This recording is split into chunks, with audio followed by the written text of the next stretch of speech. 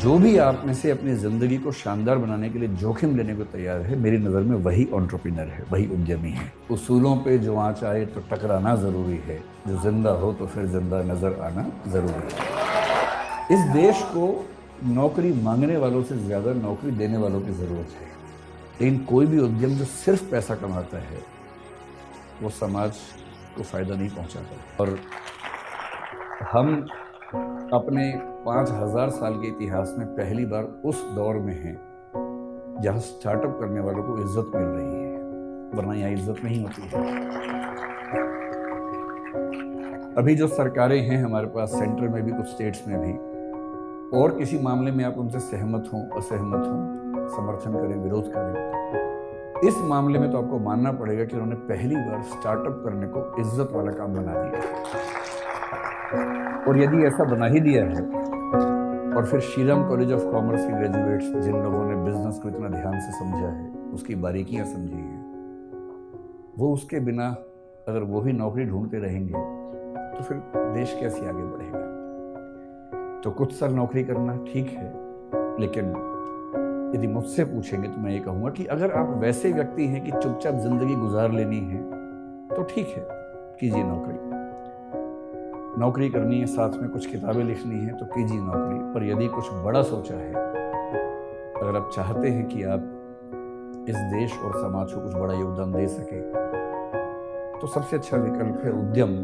और उद्यम का मतलब केवल आर्थिक उद्यम नहीं होता है। उद्यम का मतलब है कि आप जोखिम लेने वाले व्यक्ति हैं, आप बहुत शांत व्यक्ति नहीं हैं। और जोखिम लेना कुदरत ने सिखाया हमें, प्रकृति ने सिखाया है। प्रकृति के विधान में सुरक्षा नहीं होती है, प्रकृति के विधान में जोखिम ही जोखिम है। वो तो हमने शहरों में, गांवों में सुरक्षा डेवलप कर ली है, और थोड़ी बहुत सुरक्षा जिंदगी में रहे तो अच्छा भी लगता है।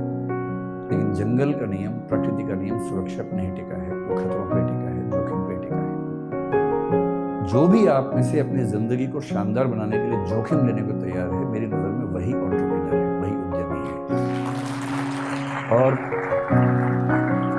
और जोखिम केवल पैसे के लिए नहीं होता है, होना भी नहीं चाहिए। जोखिम महात्मा गांधी ने भी लिया, अम्बेडकर साहब ने भी लिया, दोनों शानदार वकील थे।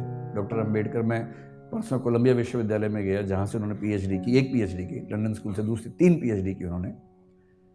इन लोगों ने अपने अपने सफल करियर को दांव पर लगा के जोखिम लिया कि देश को एक अच्छा राजनीतिक और सामाजिक मंच मिल सके। ये सोशल एंटरप्राइज है, पॉलिटिकल एंटरप्राइज है।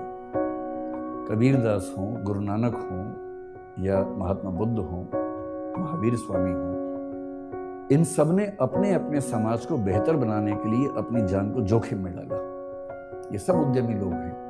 कोई स्पिरिचुअल एंटरप्राइज करता है, कोई सोशल एंटरप्राइज करता है। आप बिजनेस एंटरप्राइज वाले लोग हैं, लेकिन मैं इतना जरूर कहूंगा कि बिजनेस में पैसा कमाना जरूरी है, क्योंकि वही आपको जिंदा रखेगा, वही आपके उद्यम को चला पाएगा। लेकिन कोई भी उद्यम जो सिर्फ पैसा कमाता है वो समाज को फायदा नहीं पहुंचाता है। और मैं एक बात अक्सर कहता हूं, आखिरी बात आपसे वही कह रहा हूं कि अगर अपने जीवन को एक ठीक दिशा देनी है तो सिर्फ एक काम कीजिए। बहुत बुरा लगेगा, पर मुझे ये सलाह मेरे एक मित्र ने दी थी, मैं आपको दे देता हूं। आज घर जाके अपनी ओबिचुअरी लिखिए। ओबिचुअरी का मतलब होता है किसी के मरने के बाद अखबार में जो छपता है उसके बारे में, कि दुख के साथ सूचित किया जाता है कि फला फला की मृत्यु इस तारीख को इस वजह से हो गई है। उसके बाद की 4 लाइनें आप अपने बारे में क्या चाहते हैं लिख लीजिए, उसे बनाइए विजन स्टेटमेंट। वो लाइनें कई तरह की हो सकती हैं। एक ये हो सकती है कि इस व्यक्ति ने जीवन में खूब पैसा कमाया, इसने गुटखा बनाने वाली कंपनी बनाई, इसने अरबों रुपए कमाए और इसकी वजह से कई लाख लोग कैंसर से मरे, और पैसा खूब कमाया। दूसरा ये हो सकता है कि ये व्यक्ति चाहता तो अरबों रुपए कमा सकता था, पर इसने लाखों ही कमाए और अपनी ऊर्जा उन चीजों में लगाई जो समाज को और बेहतर बना सकती है। ये चाहता तो डीजल की कार बना के खूब पैसा कमा सकता था, तेल के कुएं खोद के खूब पैसा कमा सकता था, पर इसने सोलर पैनल्स में अपनी ऊर्जा लगाई। क्योंकि उसे चिंता थी कि मेरे साथ साथ इस समाज का भी भला होना चाहिए।